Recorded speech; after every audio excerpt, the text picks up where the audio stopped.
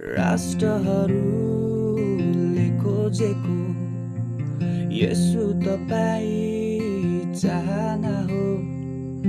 हाम्रो जातिले रोजेको राजा केवल तपाईँ नै हो।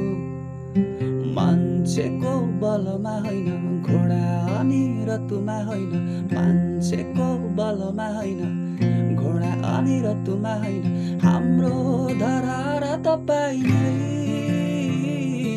अग्लो चट्टान पनि तपाईँ, हाम्रो धरार तपाईँ नै,